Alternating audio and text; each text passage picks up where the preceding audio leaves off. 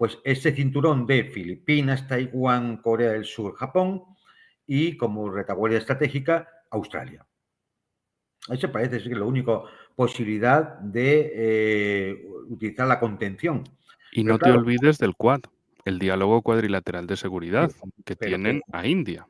pero Pero está muy va y viene. justificado, ¿eh? No parece que eso tire para adelante, ¿eh? Y más después, y yo creo que después del acuerdo chino-indio en Kazán, yo lo veo eso ya estaba bastante debilitado anteriormente. Johnson no creo que vaya a tener mucha proyección. Lo estamos viendo donde Estados Unidos tiene una presencia directa, porque tiene tropas militares o bases, y ahí están Filipinas, ahí está Taiwán, ahí está Corea del Sur y ahí está el Japón, que Japón es casi un país también ocupado, ¿no? Por Sí, tanto, es Japón decir, hace el papel de Alemania. El claro, papel de Alemania en Europa lo hace Japón en el este. entonces, bueno, pues pero ¿eso es suficiente realmente para poder contener a China?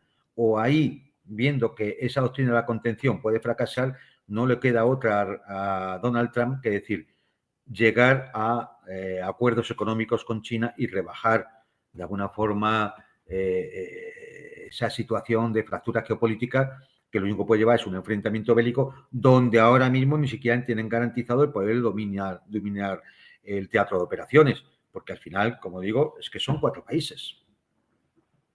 No, y no solo es que sean 4 países, dices, a ver, vamos a ver, Estados Unidos tiene su ejército dividido en sectores, en los diferentes comandos, tiene diferentes flotas dedicadas a actuar en diferentes partes del mundo, o sea, el ejército preparado lo tienen, pero la cuestión es, ¿tienen un ejército capaz para luchar en una guerra contra grandes potencias? Es decir, no contra africanos estereotipados o musulmanes estereotipados de películas yanquis de los 80, sino contra países como tal.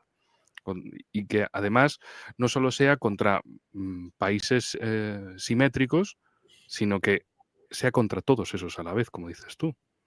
Es Claro. que va a arriesgar todas las flotas al mismo tiempo, porque estaban acostumbrados a llegar con una superioridad apabullante, pero en este escenario no la tendrían.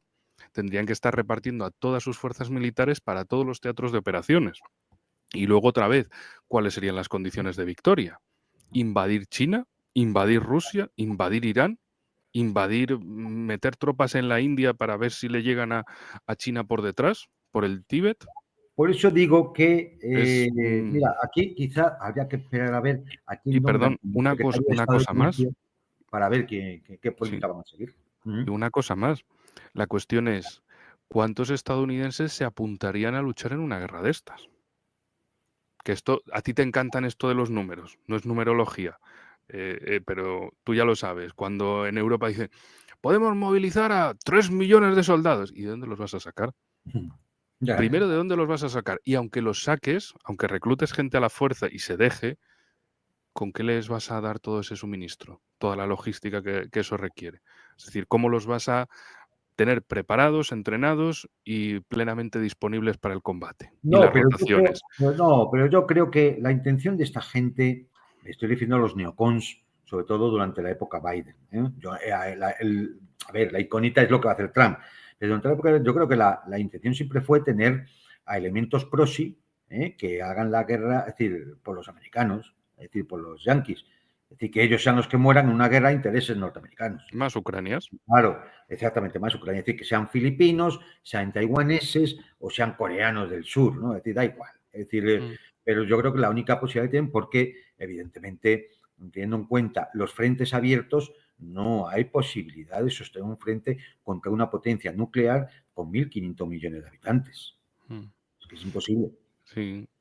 Además, Y todo el, siendo ya la primera potencia económica prácticamente, por lo mm, menos por poder adquisitivo, ¿no? mm. Y todo el puente logístico, porque tendrían que llevar las tropas desde el otro lado del océano Bueno, para se supone que reforzar ahí 4 Australia, zonas de... claro, pero se supone que ahí Australia haría de retaguardia estratégica. Sí, claro, como en la Segunda Guerra Mundial, que empezaron, digamos, la reconquista frente a Japón por el sur. Por Guam, Pero ¿no? Sí, claro, no, por las, ¿cómo se llamaban estas? Por las Islas Salomón, si mal no recuerdo, Mar del Coral, Sí, sí, claro. toda esta zona fue importante, pero también hay países, precisamente de aquí, que lo que dicen es, oye, que nosotros fuimos campo de batalla en la Segunda Guerra Mundial, no queremos esto otra vez, ¿eh?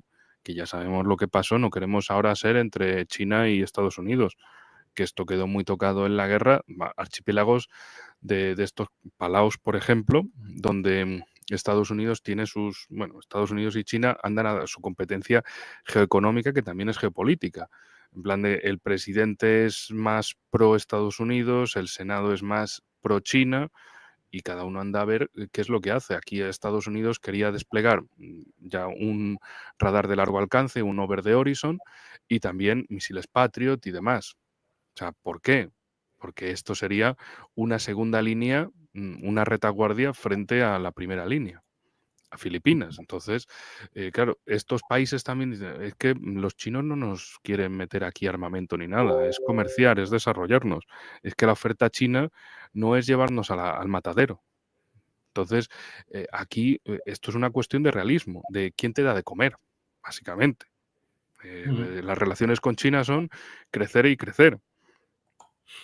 Que eso no significa que vayan a ser altruistas. Ellos buscan su crecimiento. Si tú estás en la onda y lo entiendes, entonces puedes también compartir ese crecimiento. Pero Estados Unidos no te va a hacer ese crecimiento. Ya sabes que ellos tienen que ganar y se tiene que notar y que te lo van a incluso a recriminar de estamos ganando.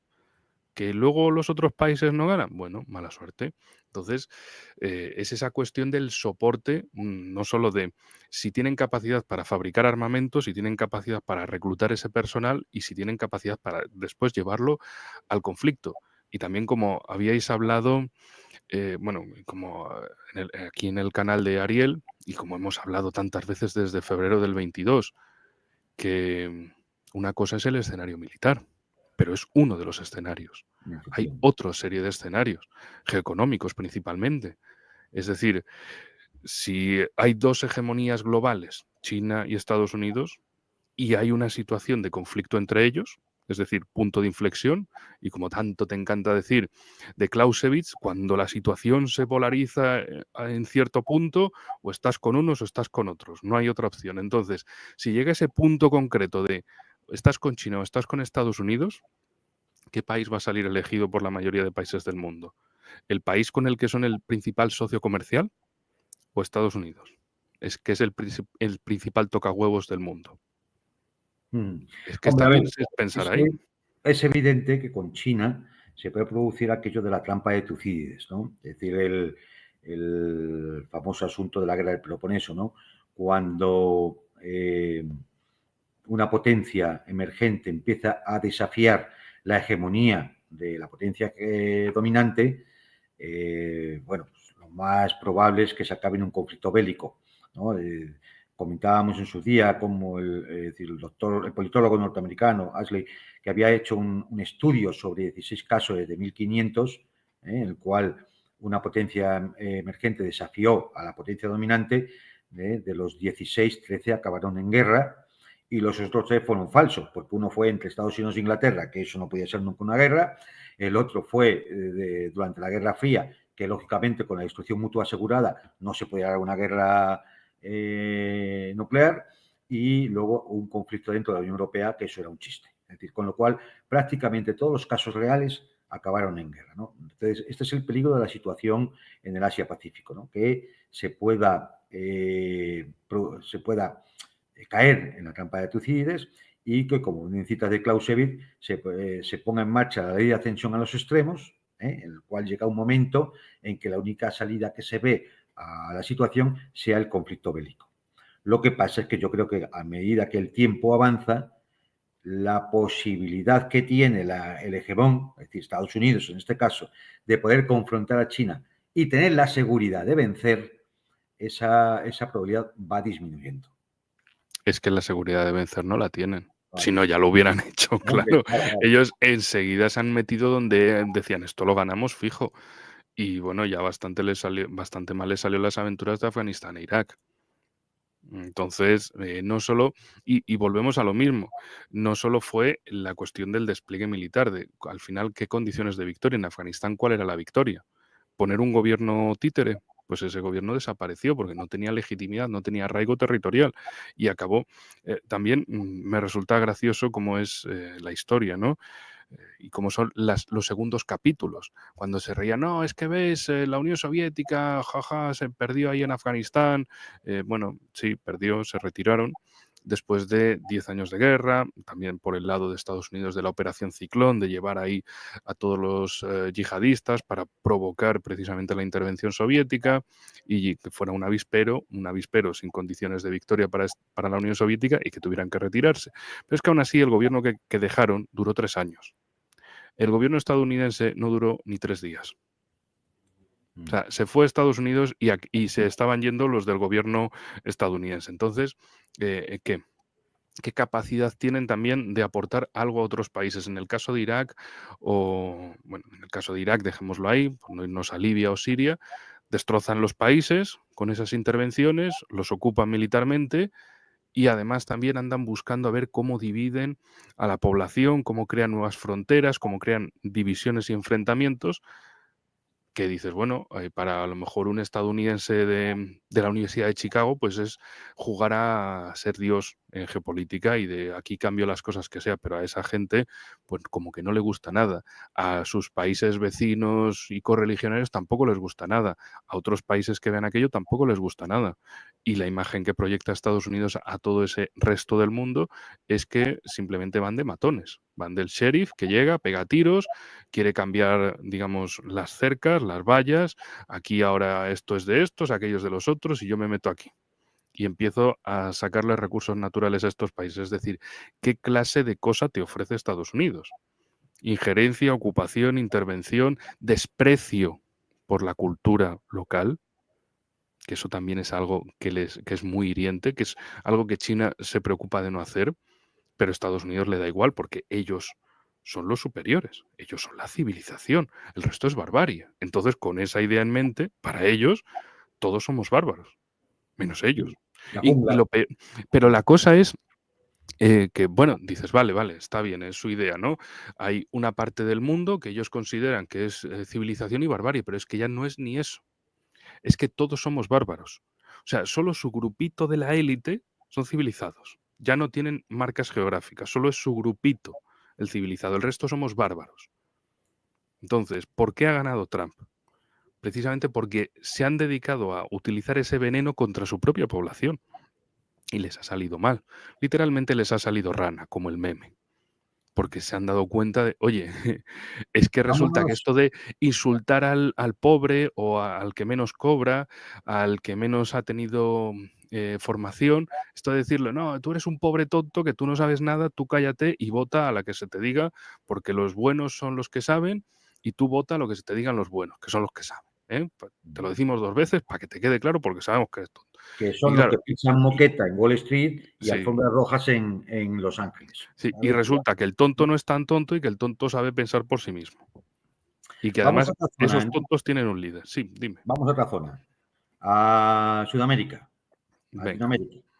Es decir, ¿qué podemos pensar o intuir en estos momentos por dónde puede ir la política de Trump en el continente americano? Mm, Pero más abajo del Río Grande. sí. México, sobre todo, la cuestión México, la cuestión de Argentina, la cuestión de Venezuela, la cuestión de Brasil, la cuestión de Cuba ya sabemos. Ahí no creo que vaya a haber, por desgracia, no creo que vaya a haber mucha variación. Van a seguir con la obcecación habitual desde los años 60, ¿no? Mm. Hombre, en México y en Argentina tienen a presidentes afines. Ya sabéis por dónde van las cosas. De momento, todo bien. En el caso de México, está por ver todas esas inversiones en el norte de México. Porque claro, aquí la trampa estadounidense con México es la siguiente. Si Estados Unidos no hace el nearshoring, es decir, la deslocalización cercana sobre México, no tiene a México agarrado por la economía. Entonces, si México no está dependiente económicamente de Estados Unidos, pueden entrar otras inversiones, chinas, por ejemplo, o mediante intermediarios vietnamitas, que al final sean chinas. Que diga Estados Unidos, no, voy a sancionar si son China. Venga, pues Vietnam, me voy a traer a los colegas de Vietnam y te lo hago por ahí. Entonces, si de repente México empieza a depender económicamente o tiene unas relaciones económicamente sustanciales con China o intermediarios de China, ahí se le puede ir políticamente. Y eso en Estados Unidos lo saben, por eso dicen, esto es básicamente el control económico, que Andrés Manuel López Obrador hacía muchos discos y tal, pero que al final dices, mira, que quien te mueve la economía es Estados Unidos. O sea, di lo que quieras, cuenta lo que quieras, pero Estados Unidos es de quien dependes económicamente, es la realidad. De hecho, hay un síntoma y es que México no haya hecho ni intención de acercarse a los BRICS. Claro, pero es que todo el mundo sabe que México depende económicamente de Estados Unidos. Es que no puede hacer eso. Es que si hace eso y Estados Unidos le corta el grifo, se hunde la economía mexicana. Que luego sí, pueden venir inversiones indias, chinas, iraníes, saudíes si ya entra definitivamente en los BRICS, emiratíes, etcétera. O sea, puede haber un vacío que evidentemente va a ser llenado, pero en ese llenado, ¿cuánto puede durar? ¿Meses, años, etcétera? ¿O qué es lo que va a intentar hacer Estados Unidos para bloquear que México haga ese pivotaje geopolítico? Por eso, en el caso mexicano es que ni lo penséis, esto no va a suceder por ahora, por ahora. Y si le pone aranceles por el tema de la inmigración? Ya, esa es la cuestión. Sí, ¿qué es lo que vale más? ¿La inmigración o porque también Trump decía, no, en 2016, pues a México me va a pagar el muro. Me voy a hacer un muro en la frontera y me lo va a pagar México. Pues ni muro ni México. O sea, fue una cosa que dijo ahí, pero luego no. Luego no. Entonces, con estos temas, ¿qué es lo más importante? El enganchejo económico, las grandes empresas, que son los que le dan dinerito al que está en Washington figurando de presidente. Que por Bueno, cierto, por ahí en el panel, en los comentarios ponían, ¿y para qué nos dejan votar si son tan malos? Bueno, es que tienen que fingir que hay democracia. Es que si cortaran el voto, si volvieran al voto censitario, ¿qué progresismo es este volver al siglo XIX? Lo que buscan son precisamente convencer a la gente, votar y que digan, veis, tenemos legitimidad democrática para hacer lo que nos dé la gana. Hasta, en fin. oye, Luego un comentario de Mm, cuestión de orden. Es decir, que hay sí. algunos en el chat nos dicen que no aparece el nombre, por ejemplo, de Venezuela en el mapa. A ver, Pero pero el es mapa por el es de pan. Google, ¿no? Sí, Es no, Google pero Maps, claro. sí, pero es porque justo estaba aquí y Bueno, justo no aparecía. Que nadie se alarme, por favor, tranquilo, es lo que que sale en Google simplemente es, Maps. claro, o Y sea, los que errores son de posibilidad de Google Maps, sí, efectivamente. sí, sí. No, Bien, ya solo faltaría que hicieran otro, desaparecer o que otro la punto. llamaran o que le pusieran aquí país sin gobierno o algo así, o país sin gobierno reconocido. Bueno, pero Sí. ya que lo hemos citado, bueno, pues ahí está el tema de Venezuela. Sabes que, Mm, es decir, es un punto en el cual hubo sus más y sus menos en la época de Trump y de mm, Obama y de Biden. Y de, es decir, mm, Venezuela, pues ese es otro punto de estos mm, de fricción, claramente geopolítica. Hay que recordar que Venezuela dispone de las mayores reservas de petróleo del mundo. Que también tiene otro tipo de otras muchas cantidades de materiales, de minerales y riquezas naturales, también hay oro, es decir, y por mm, tanto, más de una vez el Comando Sur ha amenazado a Venezuela, más de una vez ese Ministerio de las Colonias, que es la Organización de ujú, Estados Americanos, ha amenazado a Venezuela, y aquí, más allá de cualquier crítica que se le puede hacer a Maduro por su forma de gobernar o por sus decisiones de, internas, lo que nosotros intentamos ver es la importancia geopolítica que tiene Venezuela y lo que representa ahora mismo el hecho de Donald Trump allí. Y al igual que mm, Brasil. mm. En el caso de Venezuela, además, hay que recordar también cosas que pasaron con Trump. Una de ellas fue aquel famoso, en 2019, envía 5.000 chicos a Colombia, de, no sé si era su secretario de Estado, secretario de Defensa, Bolton, que aparecía ahí con la carpetita vuelta y para que, como dejar ese mensaje, ¿no? Eh, estilo peliculero, yankee, donde sea. Y en 2020 también, recuerdo ahora mismo, 4 petroleros iraníes y venezolanos que le requisó Trump. Por orden de Trump dijo, esto te lo quito. Entonces, es un tema, bueno, ya sabemos cuál es la posición de Trump. Nada de Venezuela, nada de Irán. Intentar más o menos tratar con Rusia, pero para ver si la giran contra China. Porque para él la clave es China. Sí, ahora vemos. Entonces, no es 2016, han pasado 8 años y muchas cosas en estos 8 años. La cuestión es que también en este 2024 las relaciones ruso-chinas perdón, bueno, sí, ruso-chinas por un lado, pero luego bilaterales con Venezuela, Rusia-Venezuela, China-Venezuela, han cambiado mucho. Y son países que precisamente dicen, sí, sí, hay que invertir más en Venezuela, ya han pasado las elecciones y vamos a seguir invirtiendo. No en el marco BRICS, bueno, no pasa nada, ya sabemos las cosas que tiene Lula desde Brasil con Maduro en Caracas, vale, pero vamos a seguir por otro lado porque también está Bolivia y Cuba, También están Bolivia y Cuba. que, y que las relaciones ruso-nicaragüenses van a continuar, aunque no Y, sean el marco BRICS, pero van a seguir siendo bilaterales. y tenían Y que estar también Nicaragua y Venezuela, salvo que pues, la cuestión es que Lula hayan dado, tiene una posición que a día de hoy para mí sigue siendo incomprensible, salvo que piense muy mal. Salvo que piense muy mal.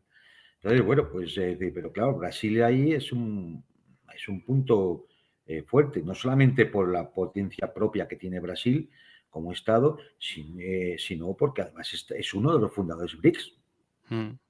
Efectivamente. Pero claro, también está Estados Unidos, en vistas de que pierde influencia en otras partes del mundo, lo que se va a centrar es doctrina Monroe, lo de América no lo vamos a perder.